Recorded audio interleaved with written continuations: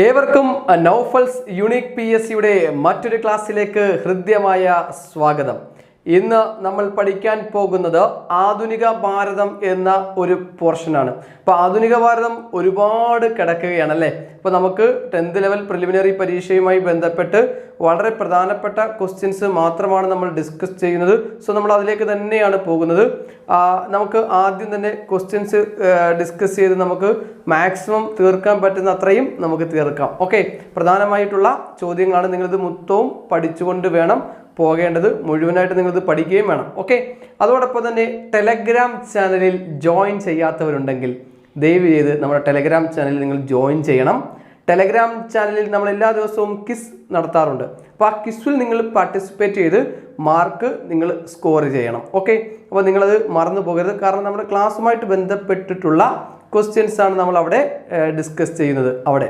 അപ്പോൾ നിങ്ങൾ അതിൽ മാർക്ക് നന്നായിട്ട് തന്നെ സ്കോർ ചെയ്യണം. എനിക്കതിൽ അറിയാൻ പറ്റും നിങ്ങൾക്ക് ക്ലാസ് കാണുന്നുണ്ടോ ഇല്ലയോ, മാർക്ക് കിട്ടുന്നുണ്ടോ ഇല്ലയോ എന്നൊക്കെ എനിക്കിത് നോക്കുമ്പോൾ മനസ്സിലാക്കാൻ പറ്റുന്നുണ്ട്. കഴിഞ്ഞ ദിവസങ്ങളൊക്കെ ഇട്ടപ്പോൾ വളരെ കുറച്ച് പേര് മാത്രമാണ് അതിൽ ആൻസറൊക്കെ കൃത്യമായിട്ട് രേഖപ്പെടുത്തിയത്. അപ്പം എന്നെ സംബന്ധിച്ചത് സന്തോഷം.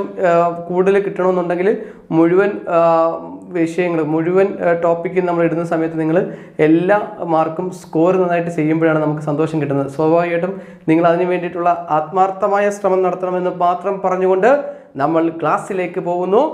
ആധുനിക ഭാരതം എന്താണ്? ആധുനിക ഭാരതം 1838 സ്ഥാപിതമായ ആധുനിക ഇന്ത്യയിലെ ആദ്യത്തെ രാഷ്ട്രീയ സംഘടന ഏതാണ്?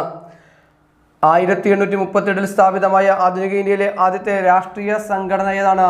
Land holders association. Land holders association. Land holders association ആണ്. ക്ലിയർ ആണല്ലോ. അപ്പോൾ ലാൻഡ് ഹോൾഡേഴ്സ് അസോസിയേഷൻ ആണ് 1838 സ്ഥാപിതമായ ആധുനിക ഇന്ത്യയിലെ ആദ്യത്തെ രാഷ്ട്രീയ സംഘടന. റോയൽ ഏഷ്യാറ്റിക് സൊസൈറ്റി സ്ഥാപിച്ചത് ആര്? റോയൽ ഏഷ്യാറ്റിക് സൊസൈറ്റി സ്ഥാപിച്ചത് ആരാണ്? വാറൻ ഹേസ്റ്റിങ്സ് ആണ്. വാറൻ ഹേസ്റ്റിങ്സ് ആണ് റോയൽ ഏഷ്യാറ്റിക് സൊസൈറ്റി സ്ഥാപിച്ചത്. അപ്പോൾ ശ്രദ്ധിക്കുക, റോയൽ ഏഷ്യാറ്റിക് സൊസൈറ്റി സ്ഥാപിച്ചത് ആരാണ് എന്ന് ചോദിച്ചാൽ വാറൻ ഹേസ്റ്റിങ്സ് ആണ്. അദ്ദേഹം മറ്റൊരു പ്രത്യേകത അദ്ദേഹത്തിൻ്റെ എന്താണ്? ബ്രിട്ടീഷ് ഇന്ത്യയിലെ ആദ്യത്തെ ഗവർണർ ജനറലാണ്. ഗവർണർ ജനറൽ ഓഫ് ബംഗാൾ എന്ന സ്ഥാനപ്പേരിന് ഉടമ വാറൻ ഹേസ്റ്റിംഗ് ആണ്. റോയൽ ഏഷ്യാറ്റിക് സൊസൈറ്റി സ്ഥാപിച്ചത് വാറൻ ഹേസ്റ്റിംഗ് ആണ്. അതോടൊപ്പം തന്നെ 1784 ഏഷ്യാറ്റിക് സൊസൈറ്റി ഓഫ് ബംഗാൾ സ്ഥാപിച്ച സമയത്തെ ഗവർണർ ജനറൽ ആയിരുന്നു വാറൻ ഹേസ്റ്റിങ്സ്. അപ്പോൾ ശ്രദ്ധിക്കുക, റോയൽ ഏഷ്യാറ്റിക് സൊസൈറ്റി സ്ഥാപിച്ചത് ആരാണ്? ആരുടെ കാലഘട്ടത്തിലാണ് 1784 ഏഷ്യാറ്റിക് സൊസൈറ്റി ഓഫ് ബംഗാൾ സ്ഥാപിച്ചത്? അത് വാറൻ ഹേസ്റ്റിങ്സിന്റെ കാലഘട്ടത്തിലാണ്. ഇനി ആരാണ് 1784 ഏഷ്യാറ്റിക് സൊസൈറ്റി ഓഫ് ബംഗാൾ സ്ഥാപിച്ചത് എന്ന് ചോദിച്ചാൽ ആൻസർ ആരാണ്? വില്യം ജോൺസ് ആണ്. വില്യം ജോൺസ് ആണ്. വില്യം ജോൺസ് ആണ് ആൻസർ. വില്യം ജോൺസ് ആണ് ആൻസർ. ക്ലിയർ ആണല്ലോ. ഇനി അടുത്ത ക്വസ്റ്റ്യൻ, 1866 ഈസ്റ്റ് ഇന്ത്യ അസോസിയേഷൻ സ്ഥാപിച്ചത് ആര്? ഈസ്റ്റ് ഇന്ത്യ അസോസിയേഷൻ 1866 സ്ഥാപിച്ചത് ആരാണ്? ദാദാഭായി നവറോജിയാണ്. ദാദാഭായി നവറോജിയാണ്. മറന്നു പോകരുത്. ഓക്കെ ആണല്ലോ. ഇനി അടുത്ത ക്വസ്റ്റ്യൻ ഏതാണ്? അടുത്ത ക്വസ്റ്റ്യൻ വന്നിരിക്കുന്നത് മുഹമ്മദൻ ആംഗ്ലോ ഓറിയന്റൽ സ്ഥാപിച്ചത് ആരാണ്? സയ്യിദ് അഹമ്മദ് ഖാനാണ്. സയ്യിദ് അഹമ്മദ് ഖാനാണ്. മുഹമ്മദ് ആംഗ്ലോ ഓറിയന്റൽ കോളേജ് സ്ഥാപിച്ചത് സയ്യിദ് അഹമ്മദ് ഖാനാണ്. സയ്യിദ് അഹമ്മദ് ഖാൻ. സയ്യിദ് അഹമ്മദ് ഖാനാണ്. അഹമ്മദ് ഖാനാണ്. അവിടെ മറ്റൊരു കാര്യമുണ്ട്, ശ്രദ്ധിക്കണം. ഇങ്ങനൊരു ക്വസ്റ്റ്യൻ വന്നേക്കാം. മുഹമ്മദൻ ആംഗ്ലോ ഓറിയന്റൽ കോളേജ് സ്ഥാപിച്ചതാണ് Sayyid Ahmed Khan. Muhammadan Literary Society സ്ഥാപിച്ചത് ആര്? മുഹമ്മദൻ ലിറ്റററി സൊസൈറ്റി സ്ഥാപിച്ചത് ആര് എന്ന് ചോദിച്ചു കഴിഞ്ഞാൽ അവിടെ ആൻസർ ഖാൻ അബ്ദുൽ ലത്തീഫാണ്. ഖാൻ അബ്ദുൽ ലത്തീഫാണ്. മുഹമ്മദൻ ആംഗ്ലോ ഓറിയന്റൽ കോളേജ് സ്ഥാപിച്ചത് ആര് എന്ന് ചോദിച്ചാൽ സയ്യിദ് അഹമ്മദ് ഖാൻ ആണ് ആൻസർ. മറ്റൊരു ക്വസ്റ്റ്യൻ അവിടെ വീണ്ടും വന്നേക്കാം. Literary Society Muhammadan Literary Society സ്ഥാപിച്ചതാര്? മുഹമ്മദൻ ലിറ്റററി സൊസൈറ്റി സ്ഥാപിച്ചത് ആരാണെന്ന് ചോദിച്ചാൽ അവിടെ ആൻസർ ഖാൻ അബ്ദുൽ ലത്തീഫാണ്. ആരാണ്? ഖാൻ അബ്ദുൽ ലത്തീഫാണ്. മാറിപ്പോകരുത്, ഖാൻ അബ്ദുൽ ലത്തീഫാണ് ലിറ്റററി സൊസൈറ്റി സ്ഥാപിച്ചത്. അപ്പം ലിറ്റററി സൊസൈറ്റി സ്ഥാപിച്ചത് ആരാണ്? ഖാൻ അബ്ദുൽ ലത്തീഫാണ്. മുഹമ്മദൻ ലിറ്റററി കേട്ടോ, മുഹമ്മദൻ ഓർക്കണം. ഇനി 1906 മുസ്ലിം ലീഗ് സ്ഥാപിച്ചത് ആരാണ്? 1906 മുസ്ലിം ലീഗ് സ്ഥാപിച്ചത് ആരാണ് എന്നാണ് ക്വസ്റ്റ്യൻ. നിങ്ങൾ ആ ക്വസ്റ്റ്യൻ്റെ ആൻസർ നിങ്ങൾ കമൻറ്റ് ബോക്സിൽ രേഖപ്പെടുത്തുക. 1906 മുസ്ലിം ലീഗ് സ്ഥാപിച്ചത് ആരാണ് എന്ന ക്വസ്റ്റ്യൻ്റെ ആൻസർ നിങ്ങൾ ഇവിടെ രേഖപ്പെടുത്തുക, കമൻറ്റ് ബോക്സിൽ രേഖപ്പെടുത്തുക. All India scheduled caste federation സ്ഥാപിച്ചത് ആര്? All India scheduled caste federation സ്ഥാപിച്ചത് ആര് എന്ന് ചോദിച്ചാൽ അവിടെ ആൻസർ ആരാണ്? ആൻസർ ഡോക്ടർ BR അംബേദ്കർ അല്ലേ? BR അംബേദ്കർ ആണ്. അപ്പോൾ ശ്രദ്ധിക്കുക, നമ്മുടെ ക്വസ്റ്റ്യൻ ഇപ്പോൾ 7 ക്വസ്റ്റ്യൻ നമ്മൾ കഴിഞ്ഞു. അടുത്ത ഭാഗത്തിലേക്ക് നമുക്ക് പോകാം. അപ്പം 1906 മുസ്ലിം ലീഗ് സ്ഥാപിച്ചത് ആര്? 1906 മുസ്ലിം ലീഗ് സ്ഥാപിച്ചത് ആര് എന്നാണ് ക്വസ്റ്റ്യൻ. ആരാണ് ആൻസർ? ആഗാ ഖാൻ ആണ്. ആരാണ്?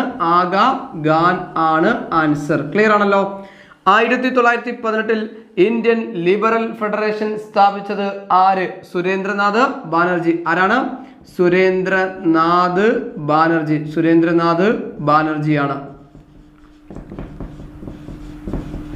ശരി, അടുത്ത ക്വസ്റ്റ്യനിലേക്ക് പോകാം.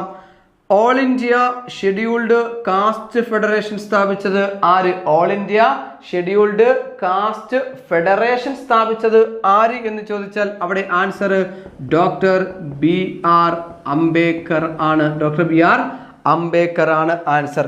1870 പൂന സാർവജനിക് സ്ഥാപിച്ചത് ആരാണ്? MG റാനഡെയാണ്. MG റാനഡെയാണ്. റാനഡെ ആണ് അവിടെ ആൻസർ. 1870 പൂന സാർവജനിക് സ്ഥാപിച്ചത് ആരാണ്? സ്ഥാപിച്ചത് MG റാനഡെയാണ്.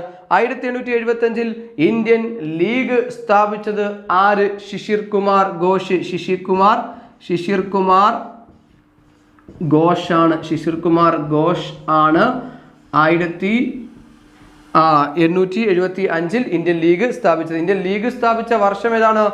1875 ആരാണ് സ്ഥാപിച്ചത്? ശിശിർ കുമാർ ഘോഷാണ് സ്ഥാപിച്ചത്. ആനന്ദമോഹൻ ബോസും സുരേന്ദ്രനാഥ് ബാനർജിയും കൂടി ചേർന്ന് രൂപീകരിച്ച സംഘടനയാണ് അല്ലെങ്കിൽ സ്ഥാപിച്ച പ്രസ്ഥാനം ഏതാണ് എന്ന് ചോദിച്ചാൽ ഇന്ത്യൻ അസോസിയേഷൻ ആണ്. ഇന്ത്യൻ അസോസിയേഷൻ സ്ഥാപിച്ചത് വർഷം ചോദിച്ചാൽ 1876 അപ്പോൾ ആനന്ദമോഹൻ ബോസും സുരേന്ദ്രനാഥ് ബാനർജിയും കൂടി ചേർന്ന് 1876 സ്ഥാപിച്ച പ്രസ്ഥാനം ഏത് എന്ന് ചോദിച്ചാൽ അതിന്റെ ആൻസർ ഇന്ത്യൻ അസോസിയേഷൻ എന്നാണ്. ഇന്ത്യൻ അസോസിയേഷൻ എന്നാണ്. Indian association. ക്ലിയർ ആണല്ലോ? ഇന്ത്യൻ അസോസിയേഷൻ ഓക്കെ ആണല്ലോ. ഇനി അടുത്ത ക്വസ്റ്റ്യനിലേക്ക് നമുക്ക് പോകാം. 1938 ഭാരതീയ വിദ്യാഭവൻ സ്ഥാപിച്ചത് ആരാണ്? KM മുൻഷിയാണ്. ആരാണ്? KM മുൻഷിയാണ് ആൻസർ. KM മുൻഷി. ക്ലിയർ ആണല്ലോ. ഇനി അടുത്ത ക്വസ്റ്റ്യനിലേക്ക് നമുക്ക് പോകാം. 1938 ശ്രദ്ധിക്കണം കേട്ടോ. 1938 ഭാരതീയ വിദ്യാഭവൻ സ്ഥാപിച്ചതാണ് KM മുൻഷി. രാമകൃഷ്ണ മിഷൻ സ്ഥാപിച്ചത് ആര്? രാമകൃഷ്ണ മിഷൻ സ്ഥാപിച്ചത് സ്വാമി വിവേകാനന്ദനാണ്. ആരാണ്? സ്വാമി വിവേകാനന്ദൻ.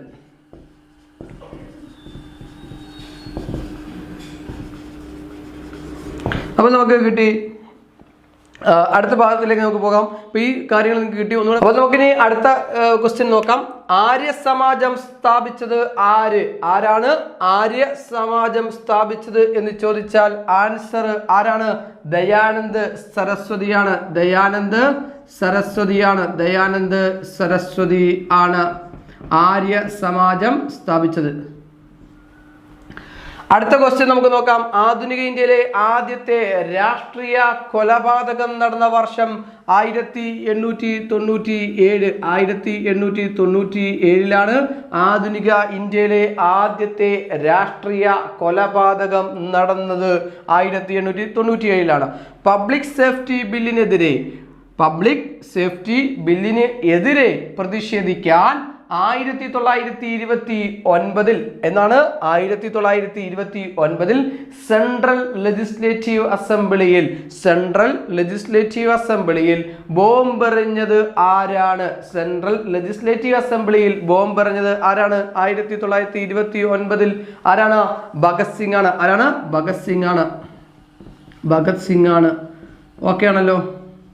അടുത്ത ക്വസ്റ്റ്യൻ നമുക്ക് നോക്കാം. ജാലിയൻവാലാബാഗ് കൂട്ടക്കൊലയ്ക്ക് പ്രതികാരം ചെയ്ത വിപ്ലവകാരി. ജാലിയൻവാലാബാഗ് കൂട്ടക്കൊല നമുക്ക് എല്ലാവർക്കും അറിയാവുന്നതാണ്. ജാലിയൻവാലാബാഗ് സംഭവം എല്ലാവർക്കും അറിയാം. ആ കൂട്ടക്കൊലയ്ക്ക് പ്രതികാരം ചെയ്ത വിപ്ലവകാരിയാണ് ഉദ്ധം സിംഗ്. ആരാണ്? ഉദ്ധം സിംഗ് ആണ്. ക്ലിയർ ആണല്ലോ. അടുത്ത ക്വസ്റ്റ്യനിലേക്ക് നമുക്ക് പോകാം. 18 വയസ്സ് എത്രയാണ്? 18 വയസ്സ് 8 മാസം എത്രയാണ്? 8 മാസം 8 ദിവസം പ്രായമുള്ളപ്പോൾ ബ്രിട്ടീഷുകാർ തൂക്കിക്കൊന്ന വിപ്ലവകാരി ആരാണ്? ഖുദിറാം ബോസ്. ആരാണ്? ഖുദിറാം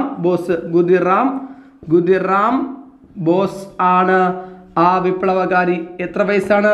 18 വയസ്സ് 8 മാസം 8 ദിവസം പ്രായമുള്ളപ്പോൾ ബ്രിട്ടീഷുകാർ തൂക്കിക്കൊന്ന വിപ്ലവകാരിയാണ് ആര്? ഖുദിറാം ബോസ്.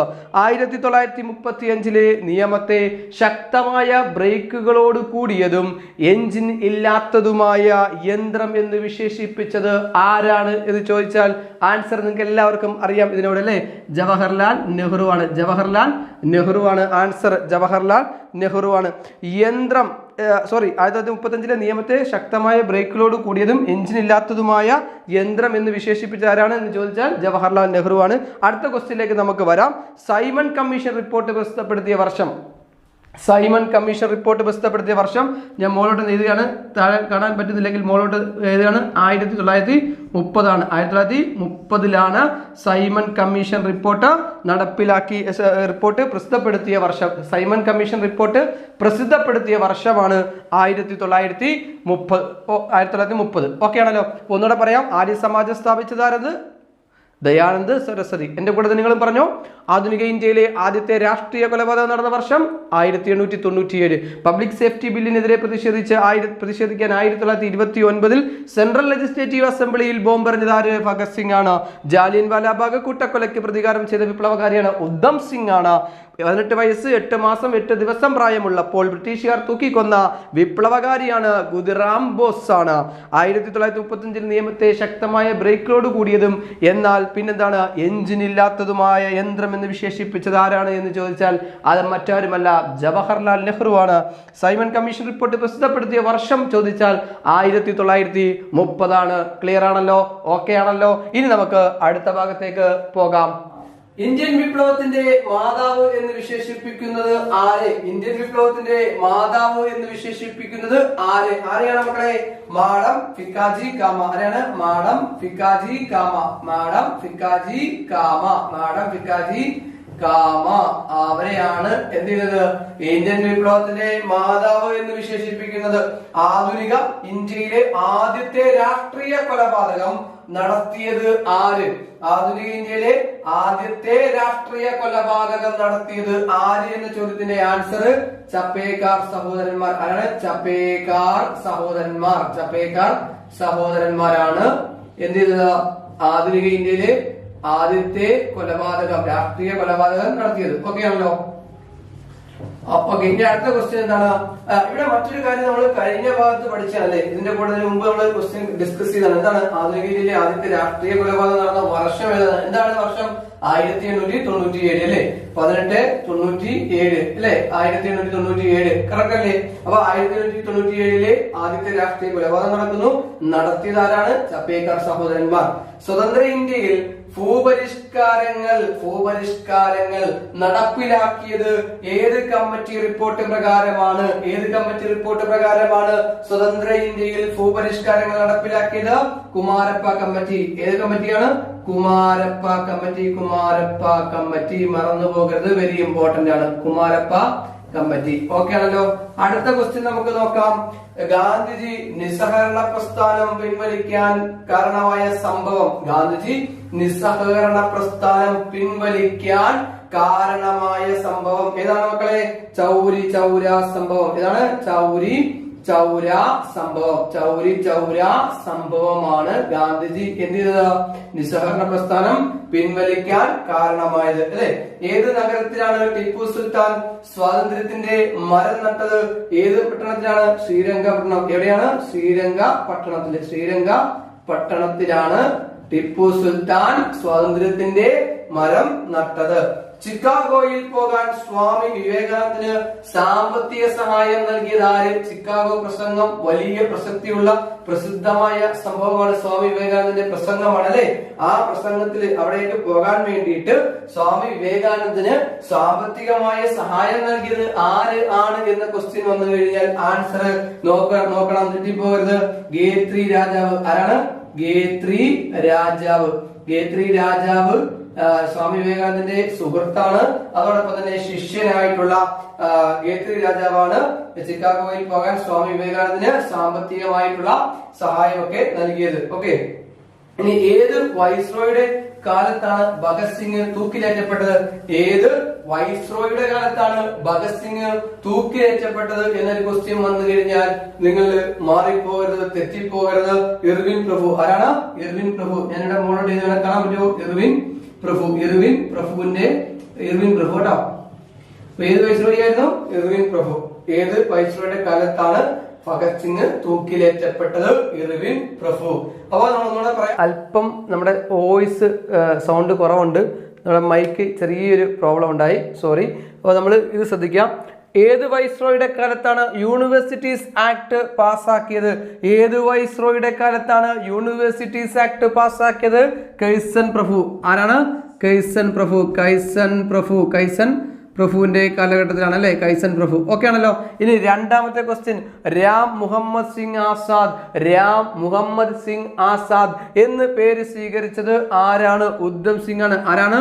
ഉദ്ധം സിംഗ് ആണ് അല്ലെ? ഉദ്ധം സിംഗ് ആണ്, മറന്നു പോകരുത്. അടുത്ത ക്വസ്റ്റ്യൻ ഏതാണ്? റൗലറ്റ് നിയമത്തിന്റെ ഔദ്യോഗിക പേര്. റൗലറ്റ് നിയമത്തിന്റെ ഔദ്യോഗിക പേര് എന്താണ് മക്കളെ? അനാർക്കിയൽ അല്ലെ? അനാർക്കിയൽ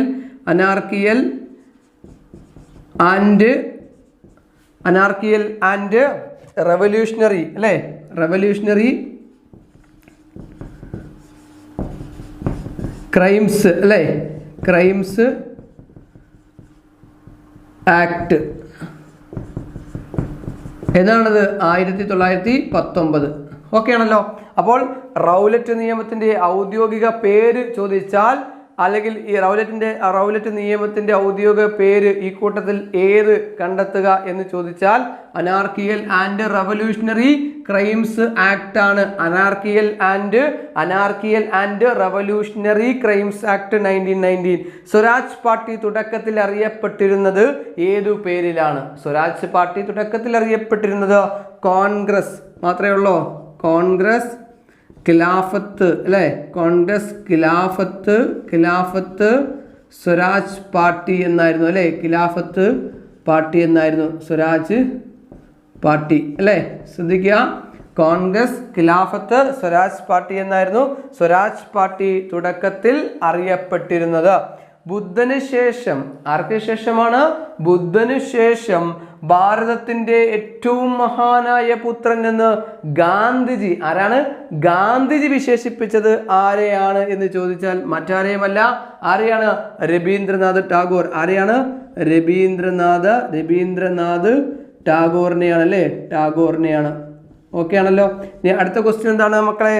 1935 ഗവൺമെന്റ് ഓഫ് ഇന്ത്യ ആക്ടിന്റെ ഘടന തയ്യാറാക്കിയത് ആരാണ്? മോറിസ് പടവില്ലേ നമ്മുടെ? മോറിസ് ഗോയർ ആണ്. ഏതാണ്? മോറിസ് ഗോയർ ആണ് അല്ലേ? 1935 ഗവൺമെന്റ് ഓഫ് ഇന്ത്യ ആക്ടിന്റെ ഘടന തയ്യാറാക്കിയത് ആര് എന്ന് ചോദിച്ചാൽ അത് മോറിസ് ഗോയർ ആണ് അല്ലേ? മോറിസ് ഗോയറാണ്. ശക്തമായ ബ്രേക്കുമുണ്ട് എന്നാൽ എഞ്ചിനും ഇല്ലാത്തതാണ് എന്ന് പറഞ്ഞത് ആരാണ്? ജവഹർലാൽ നെഹ്റു ആണ് അല്ലേ? ഈ ആക്ടിനെ പറ്റിയാണ് ഇങ്ങനെ പറഞ്ഞത്. ഏത് നീക്കത്തിലൂടെയാണ് ബ്രിട്ടീഷ് സർക്കാർ ക്വിറ്റ് ഇന്ത്യ സമരത്തിലെ നേതാക്കളെ അറസ്റ്റ് ചെയ്തത്? ഏത് നീക്കത്തിലൂടെയാണ് ബ്രിട്ടീഷ് സർക്കാർ ക്വിറ്റ് ഇന്ത്യ സമരത്തിലെ നേതാക്കളെ അറസ്റ്റ് ചെയ്തത്? പറയൂ ആൻസർ. ഓപ്പറേഷൻ എന്താണ്? ഓപ്പറേഷൻ എന്താണ്? ഓപ്പറേഷൻ തണ്ടർ ബോൾട്ട് അല്ലേ? അപ്പോൾ ഓപ്പറേഷൻ തണ്ടർ ബോൾട്ടിലൂടെയാണ് ഈ പറയുന്ന ബ്രിട്ടീഷ് സർക്കാർ ക്വിറ്റ് ഇന്ത്യ സമരത്തിലെ നേതാക്കളെ അറസ്റ്റ് ചെയ്തത്. Operation thunder bolt. അപ്പോൾ നമുക്കൊന്നുകൂടെ നോക്കാം. ഏത് വൈസ്രോയുടെ കാലത്താണ് യൂണിവേഴ്സിറ്റീസ് ആക്ട് പാസ്സാക്കിയത്? കൈസൻ പ്രഭു. രാം മുഹമ്മദ് സിംഗ് ആസാദ് എന്ന് പേര് സ്വീകരിച്ചത് ആരാണ്? ഉദ്ധം സിംഗ് ആണ്. റൗലറ്റ് നിയമത്തിന്റെ ഔദ്യോഗിക പേര് അനാർക്കിയൽ and Revolutionary Crimes act 1990. Swaraj Party തുടക്കത്തിൽ അറിയപ്പെട്ടിരുന്നത് ഏതു പേരിലാണ്? കോൺഗ്രസ് ഖിലാഫത്ത് സ്വരാജ് പാർട്ടി. ബുദ്ധന് ശേഷം ഭാരതത്തിന്റെ മഹാനായ പുത്രൻ എന്ന് ഗാന്ധിജി വിശേഷിപ്പിച്ചത് ആരെയാണ്? രവീന്ദ്രനാഥ് ടാഗോറിനെയാണ്. അടുത്ത ക്വസ്റ്റ്യൻ 1935 1935 ഗവൺമെന്റ് ഓഫ് ഇന്ത്യ ആക്ടിന്റെ ഘടന തയ്യാറാക്കിയത് ആണ്? മോറിസ് ഗോയർ ആണ്. മോറിസ് പഴം ഉണ്ട് നമ്മുടെ നാട്ടിൽ. മോറിസ് ഗോയർ എന്ന് ഓർത്തിരിക്കുക. ഏത് നീക്കത്തിലൂടെയാണ് ബ്രിട്ടീഷ് സർക്കാർ ക്വിറ്റ് ഇന്ത്യ സമരത്തിലെ നേതാക്കളെ അറസ്റ്റ് ചെയ്തത്? Operation thunder bolt. സുപരിചിതമാണ് നമുക്ക് ആ വാക്ക്, ഓപ്പറേഷൻ തണ്ടർ ബോൾട്ട് അല്ലെ? ഇന്ന് കേരള പോലീസിന്റെ പല ഓപ്പറേഷനുകളും ഉപയോഗിക്കുന്ന സേനയാണ് ഓപ്പറേഷൻ തണ്ടർ ബോൾട്ട്. അതുകൊണ്ട് നമുക്ക് പേര് സുപരിചിതമാണ്, ഓപ്പറേഷൻ തണ്ടർ ബോൾട്ട് ആണ്. ക്ലിയർ ആണല്ലോ? ഇനി നമുക്ക് അടുത്ത ക്വസ്റ്റ്യനിലേക്ക് കടക്കാം. ഓക്കെ, ഏത് വൈസ്രോയുടെ കാലത്താണ് സ്റ്റാറ്റിസ്റ്റിക്കൽ സർവേ ഓഫ് ഇന്ത്യ സ്ഥാപിച്ചത്? ഏത് വൈസ്രോയുടെ കാലത്താണ് സ്റ്റാറ്റിസ്റ്റിക്കൽ സർവേ ഓഫ് ഇന്ത്യ സ്ഥാപിച്ചത്? സ്റ്റാറ്റിസ്റ്റിക്കൽ സർവേ ഓഫ് ഇന്ത്യ സ്ഥാപിച്ചത് ഏത് വൈസ്രോയുടെ കാലത്താണ്? മയോ പ്രഭു. മേയോ പ്രഭുവിന്റെ കാലത്താണ്. മേയോ പ്രഭുവിന്റെ കാലഘട്ടത്തിലാണ്. ഓക്കെ ആണല്ലോ? ഇനി രണ്ടാമത്തെ ക്വസ്റ്റ്യൻ, ആര്യ മഹിളാ സമാജം സ്ഥാപിച്ചത് ആര്? ആര്യ മഹിളാ സമാജം സ്ഥാപിച്ചത് ആരാണ്? പണ്ഡിത രമാബായി ആണ്. പണ്ഡിത രമാബായി ആണ്. ഇന്ത്യക്ക് സ്വാതന്ത്ര്യം അനുവദിക്കുന്നതിന് വേണ്ടിയുള്ള ഡിക്കി ബേഡ് പദ്ധതി തയ്യാറാക്കിയത് ആര്? ഡിക്കി ബേഡ് പ്ലാൻ അല്ലെങ്കിൽ ഡിക്കി ബേഡ് പദ്ധതി തയ്യാറാക്കിയത് ആര് എന്ന് ചോദിച്ചു കഴിഞ്ഞാൽ ആൻസർ മൗണ്ട് ബാറ്റൻ പ്രഭുവാണ്. മൗണ്ട് ബാറ്റൻ പ്രഭുവാണ്. ഓക്കെ, ഇത് ഏതെല്ലാം പേരിൽ അറിയപ്പെടുന്നു? മൗണ്ട് ബാറ്റൻ പ്രഭു, മൗണ്ട് ബാറ്റൻ പദ്ധതി എന്ന പേരിൽ അറിയപ്പെടുന്നുണ്ട്, ജൂൺ 3 പദ്ധതി എന്നറിയപ്പെടുന്നുണ്ട്, ഡിക്കി ബേഡ് പദ്ധതി എന്നറിയപ്പെടുന്നുണ്ട്. ഇത് ഈ മൂന്ന് കാര്യങ്ങളും എന്തിനു വേണ്ടിയിട്ടുള്ളതാണ്? ഇന്ത്യക്ക് സ്വാതന്ത്ര്യം അനുവദിക്കുന്നതിന് വേണ്ടിയിട്ടുള്ള പദ്ധതിയായിരുന്നു അല്ലേ? അത് തയ്യാറാക്കിയ പദ്ധതിയാണ്. ഇത് തയ്യാറാക്കിയത് ആരാണ്? മൗണ്ട് ബാറ്റൻ പ്രഭുവാണ്. മൗണ്ട് ബാറ്റൻ പദ്ധതി, ഡിക്കി ബേഡ് പദ്ധതി, ജൂൺ 3 പദ്ധതി എന്ന് അറിയപ്പെടുന്നു. രാഷ്ട്രഗുരു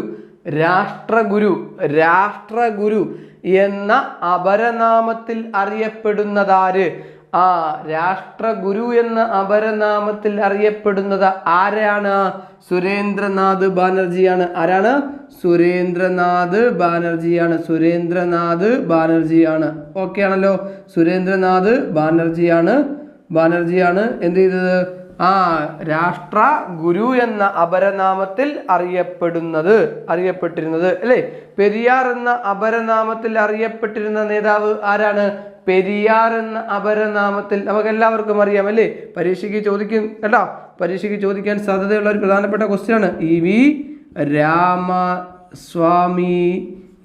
രാമസ്വാമി നായ്ക്കർ അല്ലേ? ഇ വി രാമസ്വാമി നായ്ക്കർ ആണ് പെരിയാർ എന്ന അപരനാമത്തിൽ അറിയപ്പെട്ടിരുന്നത്. ഏതു തീയതിയിലാണ് ഗാന്ധിജി നിസ്സഹകരണ പ്രസ്ഥാനം ആരംഭിച്ചത്? ഏത് വർഷമാണ്? വർഷം അത് എഴുതുക. വർഷം എന്താണ്? 1920 അല്ലേ? പിന്നെ എന്താണ് എഴുതേണ്ടത്? ഓഗസ്റ്റ് അല്ലേ? ഓഗസ്റ്റ്. പിന്നെ എന്താ തീയതി? ഓഗസ്റ്റ് 1 അല്ലേ? ഓഗസ്റ്റ് 1 മറന്നു പോകരുത്. ഓഗസ്റ്റ് 1. തെക്കേ ഇന്ത്യയിലെ സിംഹം എന്നറിയപ്പെട്ട നേതാവ്? തെക്കേ ഇന്ത്യയിലെ സിംഹം എന്ന് അറിയപ്പെട്ട നേതാവ് സി വിജയരാഘവ ആചാര്യർ അല്ലേ? സി വിജയരാഘവ ആചാര്യർ അദ്ദേഹമാണ് എന്ത് ചെയ്തത്? തെക്കേ ഇന്ത്യയിലെ സിംഹം എന്ന് അറിയപ്പെട്ട നേതാവ്. ബ്രിട്ടീഷുകാർ അല്ലെങ്കിൽ ഇംഗ്ലീഷുകാർക്ക്, ബ്രിട്ടീഷുകാർക്ക് അല്ലെങ്കിൽ ഇംഗ്ലീഷുകാർക്ക് പരമാധികാരം ലഭിച്ച ആദ്യത്തെ ഇന്ത്യൻ ഭൂപ്രദേശം ഏതാണ്? ബോംബെ ദ്വീപ്. ഏതാണ്? ബോംബെ ദ്വീപ്. കാണാൻ പറ്റുമല്ലോ അല്ലേ? ബോംബെ ദ്വീപാണ്. ബോംബെ ദ്വീപാണ് കേട്ടോ. ദ്വീപാണ് ഇത് കേട്ടോ.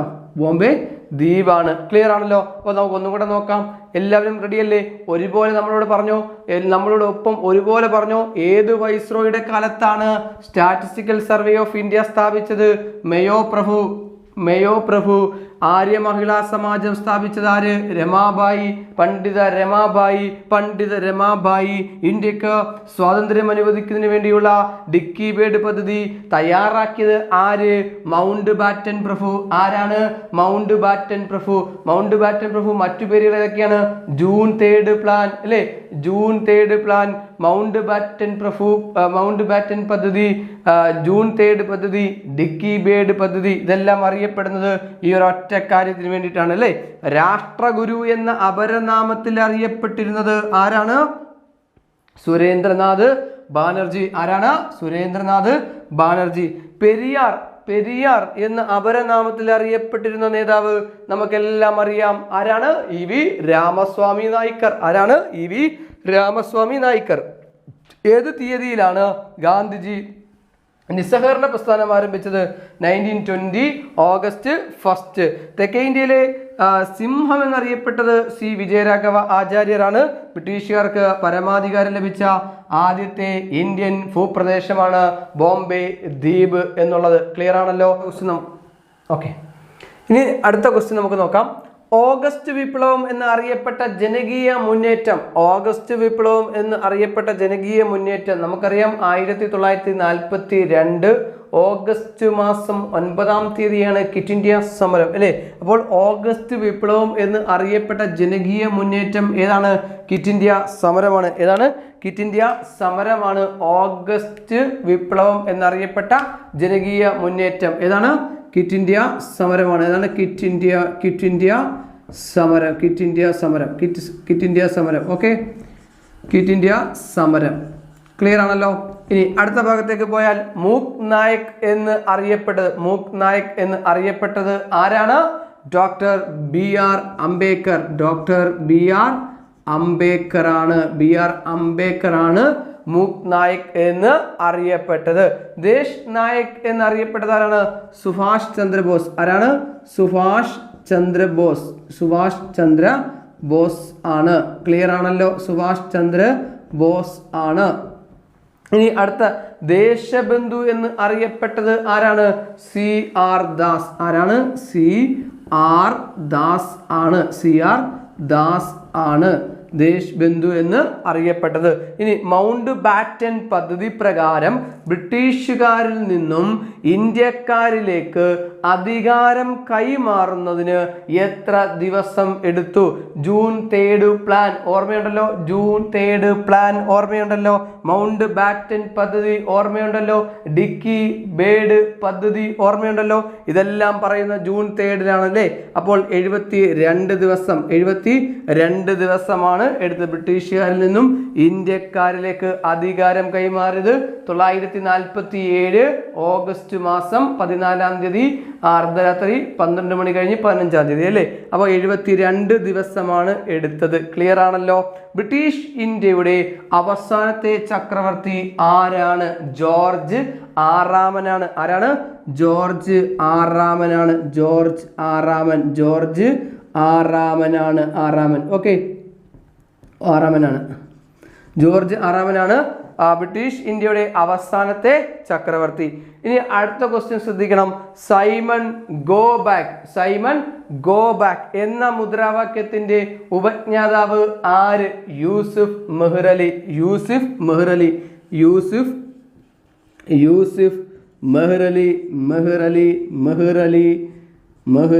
കാണാൻ പറ്റുന്നുണ്ടോ? യൂസുഫ് മെഹ്റലി. ഞാൻ മുകളിലോട്ട് എഴുതിയേക്കാം. യൂസുഫ് മെഹ്റലി കേട്ടോ. യൂസുഫ് മെഹ്റലി. ഇദ്ദേഹമാണ് സൈമൺ ഗോ ബാക്ക് എന്ന മുദ്രാവാക്യത്തിന്റെ ഉപജ്ഞാതാവ്. സൈമൺ കമ്മീഷൻ അറിയാമല്ലോ, സൈമൺ കമ്മീഷൻ അറിയാമല്ലോ, അത് തെറ്റിപ്പോകരുത്. സൈമൺ കമ്മീഷന്റെ നിയമിച്ചത് ഏത് വർഷമാണ്? സൈമൺ കമ്മീഷൻ നിയമിച്ചത് ഏത് വർഷമാണെന്ന് ചോദിച്ചാൽ 1927 നവംബർ മാസമാണ്. 1927 നവംബർ മാസമാണ് സൈമൺ കമ്മീഷനെ നിയമിച്ചത്. സൈമൺ കമ്മീഷൻ ഇന്ത്യയിൽ വന്നത് എന്നാണ് എന്ന് ചോദിച്ചാൽ 1928 ഇന്ത്യയിൽ വന്നത്. തൊട്ടടുത്ത വർഷമായ 1928 ഈ സമയത്ത് ഇന്ത്യയിൽ വന്നപ്പോഴാണ് സൈമൺ ഗോ ബാക്ക് എന്ന മുദ്രാവാക്യം വിളികൾ ഉണ്ടായത്. അതിന്റെ ഉപജ്ഞാതാവാണ് യൂസുഫ് മെഹർ അലി എന്ന് പറഞ്ഞത് 1928. പിന്നെ 1930 റിപ്പോർട്ട് സമർപ്പിച്ചത് അല്ലെ. റിപ്പോർട്ട് സമർപ്പിച്ചത് 1930. അപ്പം നിയമിച്ചത് സൈമൺ കമ്മീഷനെ നിയമിച്ചത് 1927. ഇന്ത്യയിൽ വന്നത് 1928. റിപ്പോർട്ട് സമർപ്പിച്ചത് 1930. ക്ലിയർ ആണല്ലോ. ഇനി നമുക്കൊന്നും കൂടെ പറയാം. എൻ്റെ കൂടെ ഒരുമിച്ച് പറയാമോ? ക്ലിയർ ആണല്ലോ. നോക്കിക്കോണേ. ഓഗസ്റ്റ് വിപ്ലവം എന്നറിയപ്പെട്ട ഈ ജനകീയ മുന്നേറ്റം ഏതാണ്? ക്വിറ്റ് ഇന്ത്യ സമരം. മൂക്ക് നായക് എന്ന് അറിയപ്പെട്ടത് ഡോക്ടർ BR അംബേദ്കറാണ്. മൂക്ക് നായക് എന്ന് അറിയപ്പെട്ടത് അല്ലെ. അദ്ദേഹത്തിന് മറ്റു പേരുകളുണ്ട്. ദേശ് നായക് എന്ന് അറിയപ്പെട്ടതാരാണ്? സുഭാഷ് ചന്ദ്രബോസ്. ദേശബന്ധു എന്ന് അറിയപ്പെട്ടതാരാണ്? CR ദാസ് ആണ്. മൗണ്ട് ബാറ്റൻ പദ്ധതി അറിയാമല്ലോ, ഡിക്കി ബേർഡ് പദ്ധതിയൊക്കെ അറിയാമല്ലോ. ആ പദ്ധതി പ്രകാരം ബ്രിട്ടീഷുകാരിൽ നിന്നും ഇന്ത്യക്കാരിലേക്ക് അധികാരം കൈമാറുന്നതിന് എത്ര ദിവസം എടുത്തു? 72 ദിവസം എടുത്തു. ബ്രിട്ടീഷ് ഇന്ത്യയുടെ അവസാനത്തെ ചക്രവർത്തി ആരാണ്? George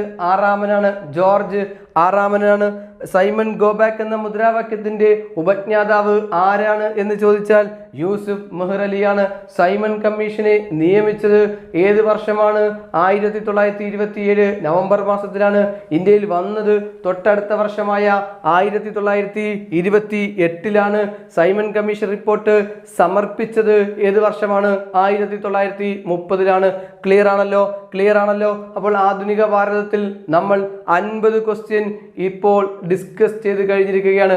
50 question. ഈ 50 ക്വസ്റ്റ്യനും നമ്മൾ നേരെ ടെലഗ്രാമുമായിട്ട് ബന്ധപ്പെട്ട് ചിലപ്പോൾ ഇതിൽ കൂടുതൽ ക്വസ്റ്റ്യൻസ് ആയിരിക്കും, ഇത് മാത്രമായിരിക്കത്തില്ല, മറ്റു പല ക്വസ്റ്റ്യൻസും നമ്മൾ അതിനകത്ത് ആഡ് ചെയ്യും. നിങ്ങൾ ടെലഗ്രാം ചാനൽ ജോയിൻ ചെയ്ത് നമ്മുടെ പരീക്ഷയിൽ നിങ്ങൾ അറ്റൻഡ് ചെയ്ത് ഉയർന്ന മാർക്ക് വാങ്ങണമെന്ന് കൂടി നിങ്ങളോട് ഞാൻ അഭ്യർത്ഥിക്കുകയാണ്. സ്വാഭാവികമായിട്ട് നമ്മുടെ ഈ ക്ലാസ് നിങ്ങൾക്കിപ്പോൾ 50 ക്വസ്റ്റ്യൻ, നമുക്കിതിൻ്റെ ആധുനിക ഭാരതം ഒരുപാട് കിടക്കുകയാണ്. സെലക്ട് ചെയ്തിട്ടുള്ള വരാൻ സാധ്യതയുള്ള 50 ക്വസ്റ്റ്യനാണ് ഇപ്പോൾ നമ്മൾ ഡിസ്കസ് ചെയ്തത്. ഈ 50 ക്വസ്റ്റ്യൻ നിങ്ങൾ നിർബന്ധമായിട്ടും എന്ത് ചെയ്യണം? പഠിച്ചുകൊണ്ട് തന്നെ പോകണം. ഓക്കെ ആണല്ലോ? ക്ലിയർ ആണല്ലോ? ഇനി നമുക്ക് മറ്റൊരു ടോപ്പിക്കാണ് ഇനി വരാൻ പോകുന്നത്. ഇപ്പോൾ നമ്മൾ സ്വതന്ത്ര ഭാരതവുമായി ബന്ധപ്പെട്ട് 100 ക്വസ്റ്റ്യൻ നമ്മൾ ഡിസ്കസ് ചെയ്തു മുമ്പ്. അതായത് തൊട്ട് കഴിഞ്ഞ നമ്മുടെ വീഡിയോ നിങ്ങൾ കണ്ടാൽ മനസ്സിലാവും. 100 ക്വസ്റ്റ്യൻ നമ്മൾ അവിടെ ഡിസ്കസ് ചെയ്തു. അത് കഴിഞ്ഞിട്ടുള്ള ആധുനിക ഭാരതത്തിൽ നമ്മൾ വീണ്ടും 50 ക്വസ്റ്റ്യൻ നമ്മൾ ഡിസ്കസ് ചെയ്യുന്നു.